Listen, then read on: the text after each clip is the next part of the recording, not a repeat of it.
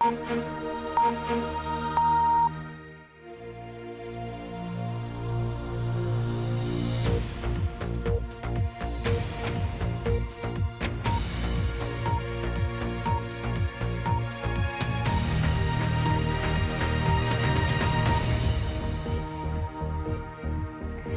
اردو کے پروگرام سیربین میں خوش آمدید. ہمارے لندن اسٹوڈیوز سے میں ہوں عالیہ نازکی.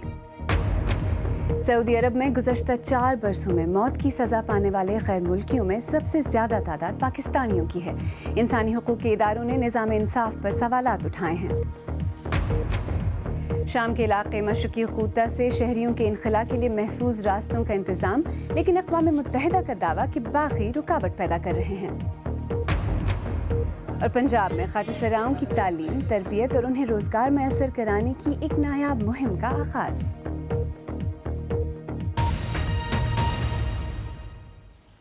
انسانی حقوق کے 2 اداروں جسٹس پروجیکٹ پاکستان اور ہیومن رائٹس واچ کی ایک رپورٹ میں کہا گیا ہے کہ پچھلے 4 برس میں سعودی عرب میں 61 پاکستانیوں کو سزائے موت دی جا چکی ہے. رپورٹ کے مطابق سعودی نظام انصاف میں سنگین خامیوں کے باعث ایک طرف تو وہاں کی جیلوں میں قید پاکستانیوں کو شفاف مقدمے کا حق نہیں ملتا، تو دوسری جانب خود پاکستان کا سفارتی عملہ بھی ان قیدیوں کی قانونی مدد میں غفلت برتتا ہے. اسلام آباد سے نامہ نگار فرحت جاوید. رضیہ بی بی کے شوہر کو سعودی عرب میں منشیات اسمگلنگ کے الزام میں موت کی سزا دی گئی تھی. انسانی حقوق کے لیے کام کرنے والی تنظیموں ہیومن رائٹس واچ اور جسٹس پروجیکٹ پاکستان کو رضیہ بی بی نے بتایا کہ ان کے شوہر کو اسمگلرز نے مفت عمرے کا جھانسا دیا. مزدوری کرتے سی میل دے وچ بابا چک شی ٹیکسٹائل میل. میرا شوہر مزدوری کرتا تھا، یہیں ایک ٹیکسٹائل مل میں وہ مزدوری کرتا تھا. وہیں پر اس کو کسی نے کہا کہ وہ اسے مفت عمرہ کروائیں گے. جو لوگ اس کو لے کر گئے انہوں نے اس کے ساتھ منشیات بھی بھیج دی. 3 مہینے تک جیل میں پڑا رہا اور اس نے بتایا کہ ایک دن چھوڑ کر روٹی اور پانی دیتے تھے. اس مشترکہ رپورٹ کے مطابق اس وقت سعودی عرب کی جیلوں میں تقریباً 2800 پاکستانی قید ہیں، جبکہ ان جیلوں میں سزائے موت پانے والے غیر ملکی قیدیوں میں سب سے بڑی تعداد پاکستانی شہریوں کی ہے. رپورٹ کے مطابق 2014 میں سعودی جیلوں میں قید 20 پاکستانی شہریوں کو سزائے موت دی گئی. 2015 میں 22، 2016 میں 7 اور 2017 میں 12 پاکستانی شہریوں کی موت کی سزا پر عمل درآمد ہوا. اس رپورٹ میں یہ بھی کہا گیا ہے کہ سزا پانے والے پاکستانیوں کا کہنا ہے کہ ان کے پاس وکیل صفائی تک رسائی نہیں تھی. سعودی حکومت کی جانب سے پاکستانی قونصلیٹ کو ان افراد کی گرفتاری سے متعلق آگاہ نہیں کیا جاتا ہے اور دیگر ممالک کے نمائندوں کے برعکس پاکستانی حکام ان جیلوں کا دورہ بہت کم کرتے ہیں. آخر پاکستانی حکام سعودی عرب کی جیلوں میں قید ان پاکستانیوں کی مدد کیوں نہیں کر پاتے؟ ماہرین اسے حکام کی غفلت قرار دیتے ہیں. Nobody is checking کہ کتنے لوگوں نے ان کو کمپلینٹ کی، ڈیٹا ان کے پاس کیا ہے، وہ لوگ کہاں کہاں انٹرنڈ ہیں. اگر یہ چیز ہو جائے کہ یہ پاکستانی فلاں انٹرنڈ ہے اور کمیونیکیشن گیپ نہیں ہو ود دا سعودیز، اور یہاں کوئی اکاؤنٹیبلٹی کرنے والا شخص ہونا چاہیے فارن آفس میں اور باقی، کہ وہ ان سے پوچھ گچھ کرے. اس کا مطلب یہ ہے کہ فارن آفس جو ہے وہ انڈولنس میں بلیو کر رہا ہے، وہ کیئر ہی نہیں کر رہا. دوسری جانب پاکستان کی پارلیمان سمیت مختلف پلیٹ فارمز پر متعدد بار سعودی عرب میں قید پاکستانیوں کی حالت زار کا مسئلہ اٹھایا جاتا رہا ہے، تاہم اس سلسلے میں تاحال کوئی ٹھوس اقدامات نہیں کیے گئے. فرحت جاوید، BBC نیوز، اسلام آباد. اس رپورٹ پر رد عمل کے لیے جب BBC اردو نے سعودی عرب میں پاکستانی سفارت خانے سے رابطہ کیا تو بتایا گیا کہ پاکستان کا دفتر خارجہ اس بارے میں رد عمل دے گا، جب پاکستانی دفتر خارجہ ان کا کہنا تھا کہ اس رپورٹ کا جائزہ لینے کے بعد ہی اس بارے میں کچھ کہا جا سکتا ہے. اور اسی بارے میں مزید بات کرنے کے لیے اس وقت اسلام آباد سے ہمارے ساتھ براہ راست موجود ہیں جسٹس پروجیکٹ پاکستان کی ایگزیکٹو ڈائریکٹر سارہ بلال. سارہ بلال، سیربین میں خوش آمدید. اس رپورٹ میں جو الزام لگائے گئے ہیں وہ نہایت ہی سنگین نوعیت کے ہیں.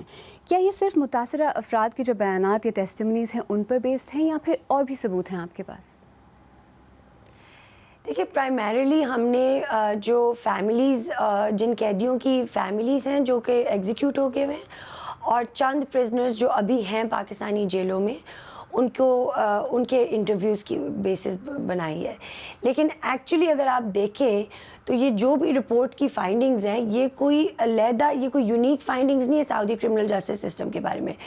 اس سسٹم کی جو خامیاں ہیں، سعودی کرمنل جسٹس سسٹم کی خامیاں دیگر رپورٹس میں اس بات کو ہائی لائٹ کیا گیا ہے، لیکن کبھی یہ نہیں دیکھا گیا کہ پاکستانیوں کا ایکسپیرینس، پاکستانی قیدیوں کا ایکسپیرینس کیا ہے.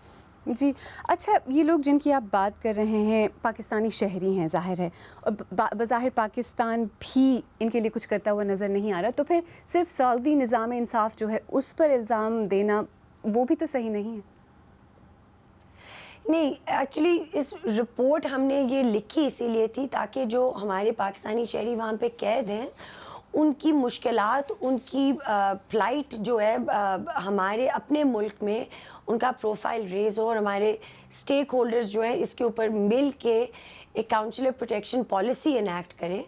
کیونکہ ایشو دیکھیں، ہم کسی اور ملک کا نظام نہیں ٹھیک کر سکتے، لیکن انٹرنیشنل لاء کے تحت اور ہماری اپنی کانسٹیٹیوشن کے تحت ایک پاکستانی شہری ہونے کی حیثیت کے مطابق ہماری حکومت کی ڈیوٹیز ہیں ہماری زندگی، ہمارے جان و مال کی تحفظ کرنا، بے شک پاکستان میں ہو اور یا باہر ہو.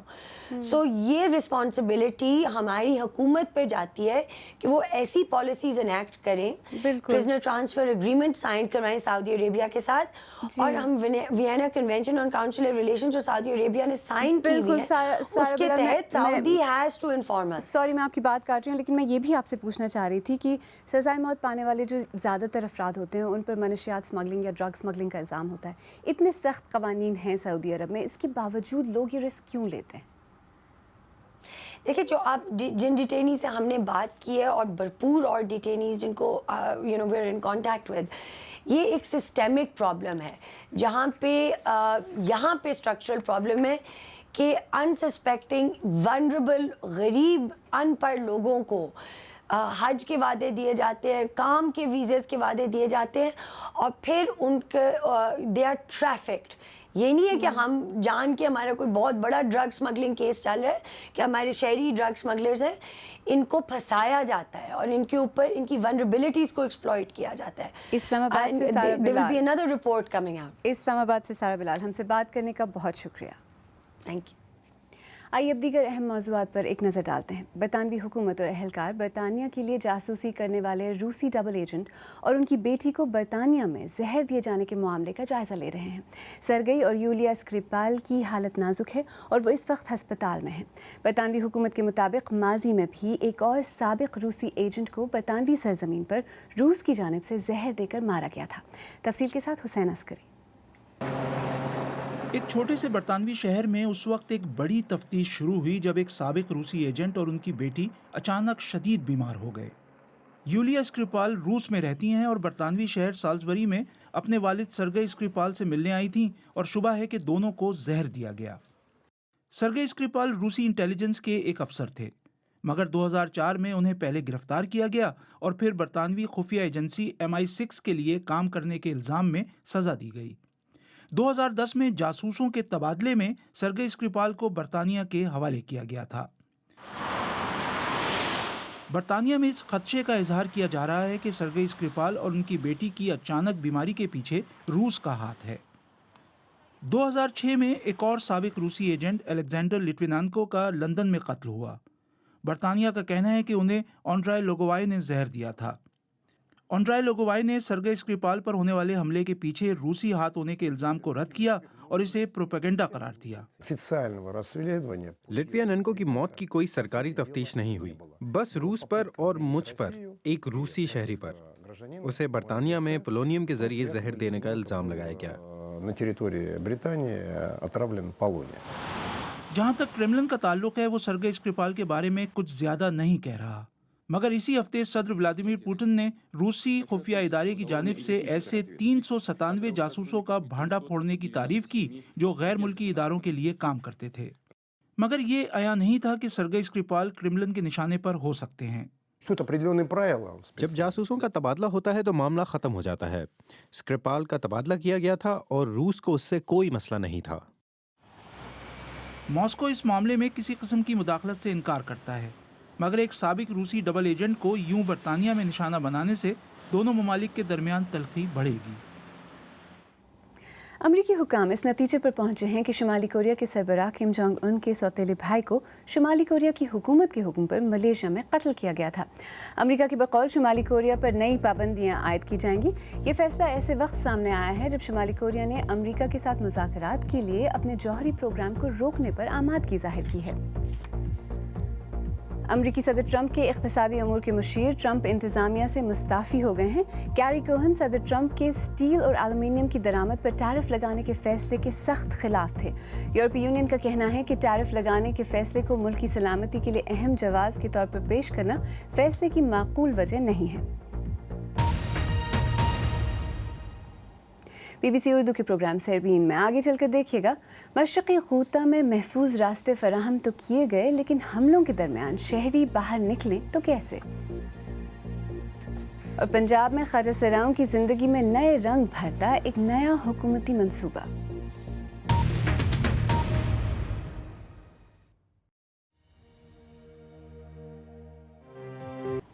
BBC उर्दू के प्रोग्राम सरबीन में एक बार फिर खुशामदीद। मैं हूँ आलिया नाज़ की।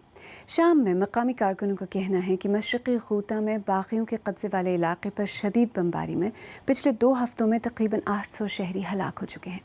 दमिश्क के नज़दीक ये महसूर इलाका बाग़ियों का आखिरी गढ़ है। शामी फ़ौज की हिमायत करने वाली रूसी अफ़वाज ने शहरियों को महफूज राहदारी की पेशकश की है, ताहम अक़वाम मुत्तहिदा का कहना है कि बाग़ी कुछ लोगों को इलाका छोड़ने से रोक रहे हैं। मशरिक़ वस्ता के हमारे एडिटर जेरमी बोयन की रिपोर्ट पेश कर रहे हैं राजा जुल्फ़िकार अली। मशरकी गौता में मौत और ज़िंदगी का एक और दिन। BBC गौता के एक ज़ेर ज़मीं हस्पताल में काम करने वाली डॉक्टर अमानी बलोर के काम पर रिपोर्टिंग करती रही है।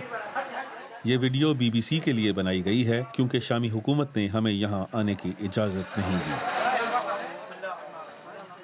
डॉक्टर अमानी और उनके साथी एक बाजार में होने वाली फ़ज़ाई बमबारी के मुतासरीन को देख रहे हैं। अस्पताल ज़ख्मियों से भरा पड़ा है, जिनमें औरतें और बच्चे शामिल हैं। ज़ख्मियों में लोग दिमागी चोटों, टूटे हुए हाथ पैर या कटे हुए आज़ा के साथ आ रहे हैं। एक बच्चे का बाजू कटा हुआ था। कुछ बच्चे शदीद ज़ख्मी हैं और कुछ दम तोड़ चुके हैं। डॉक्टर अमानी ने एक बच्चे का मुआयना किया जिसे गालिबन मुर्दा समझ कर लाया गया था, लेकिन बच्चे की नब्ज़ चल रही थी। उन्होंने बच्चे का सांस बहाल करने की कोशिश की और उसे ICU में ले जाया गया, लेकिन ये बच्चा चंद घंटे बाद चल बसा। इस मुहासरा ज़दा इलाके में जहां लाशें बिखरी पड़ी हों, ज़िंदगी बुनियादी चीज़ों पर आकर रुक जाती है और सिर्फ एक ही बात की अहमियत होती है कि जान कैसे बचाई जाए। उधर मैदान जंग में रूस की मदद से शामी अफवाज पेशकदमी कर रही हैं और बागियों की मज़ाहमत कमज़ोर होती नज़र आ रही है।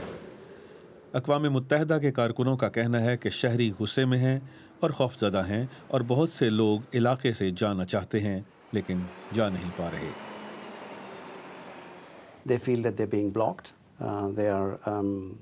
उन्हें लगता है कि वो महसूर हैं। राहदारियों और चेक पॉइंट्स पर स्नाइपर बैठे हैं। लोग अपने ही फौजी दस्तों से नाखुश हैं, लेकिन कुछ मुकामी बुजुर्गों और रहनुमाओं का नज़रिया अलग है। उनका ख्याल है कि ये उनका घर है और वो यहाँ से कहीं नहीं जाएंगे। रूसी जनरल यूरी यतुशेंको का कहना है कि उनके फौजी उन शहरियों के तहफ़्फ़ुज़ की ज़मानत देंगे जो इलाके से निकलना चाहते हैं। वो कहते हैं कि जंगजू अपने ज़ाती असलहे के साथ वहाँ से निकल सकते हैं। जंगज़दा इलाके में रूसी अफवाज की मौजूदगी बहुत वाज़ेह है और मॉस्को ने शामी फ़ौज को बागियों के गढ़ में घुसने का इख्तियार दे रखा है। इस जंग में रूस एक बड़ी गैर मुल्की ताकत है। बज़ाहिर ऐसा लग रहा है कि गौता में जंग ख़त्म हो रही है, लेकिन दरअसल शाम में जंग की शक्ल बदल रही है। इसका इख्तिताम नहीं हो रहा। जेरमी बोयन की रिपोर्ट। और अगर आप आज का प्रोग्राम दोबारा देखना चाहें तो हमारे YouTube चैनल पर आइए।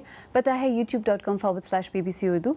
हमने पाकिस्तान की अहम सियासी और समाजी शख्सियात के साथ BBC उर्दू के खुसूसी इंटरव्यूज़ पर मबनी एक प्लेलिस्ट भी तैयार की है जो हमारे YouTube पेज पर मौजूद है। हमारे चैनल को सब्सक्राइब करना न भूलें।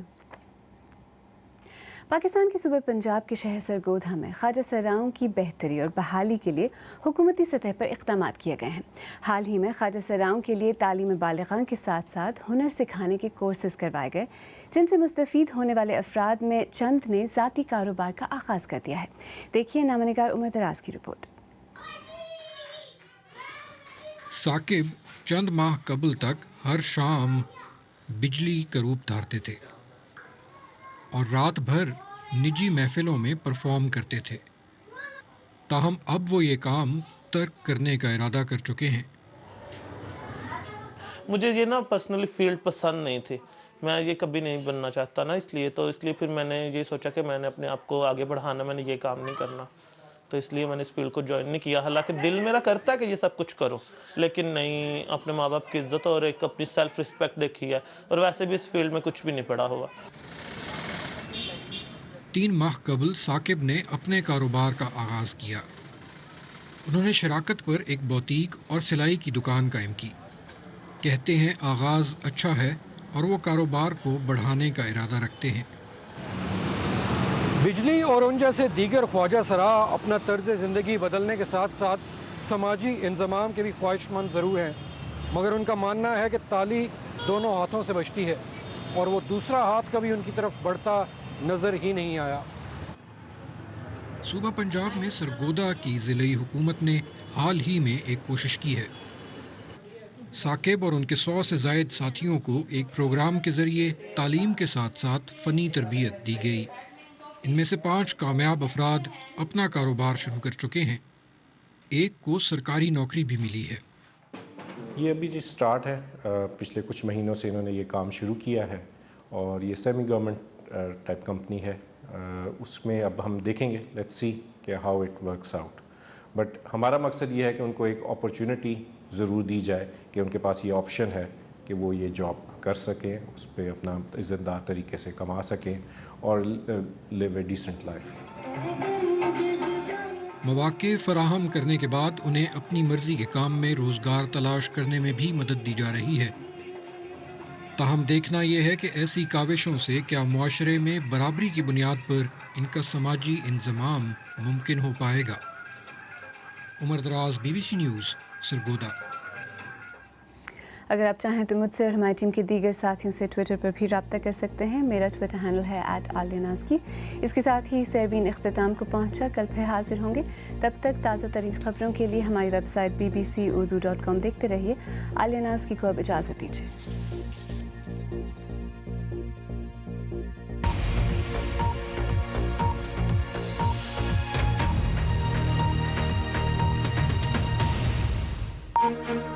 Thank you.